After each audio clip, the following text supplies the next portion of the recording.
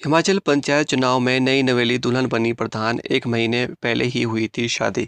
जी हाँ दोस्तों, हिमाचल प्रदेश के सिरमौर जिले में पंचायत चुनाव के बीच एक ऐसी कहानी सामने आई है जिसकी चर्चा अब पूरे इलाके में हो रही है।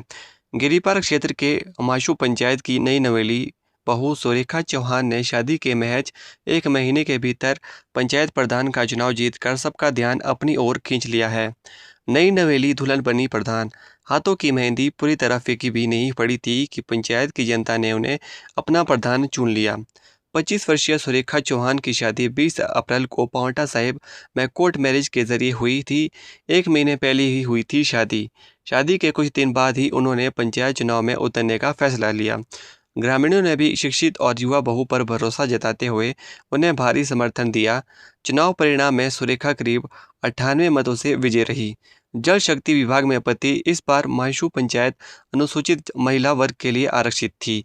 सुरेखा की पहचान इलाके में एक पढ़ी लिखी और जागरूक युवती के रूप में की जाती है। उन्होंने इतिहास विषय में एमए की पढ़ाई की है। वहीं उनके पति करण जल शक्ति विभाग में कार्यरत है। शादी के बाद अब यह युवा जोड़ी पूरे गिरिपार क्षेत्र में चर्चा का विषय बनी हुई है। मायके ससुराल में खुशी।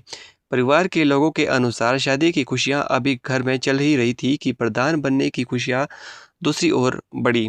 परिवार को मिल गई दिलचस्प बात यह है कि सुरेखा के मायके वाली पंचायत में इस बार चुनाव निर्विरोध हुए, जबकि ससुराल की पंचायत में उन्होंने चुनावी मैदान में उतरकर शानदार जीत हासिल की। गांव वालों ने जताया विश्वास।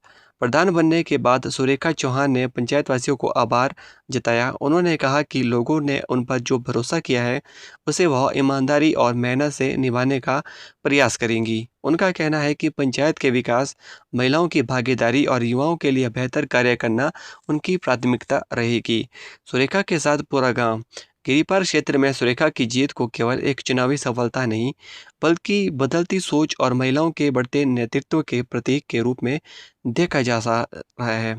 गांव के लोगों का मानना है कि शिक्षित युवाओं का पंचायत स्तर पर आगे आने समाज के लिए सकारात्मक संकेत है।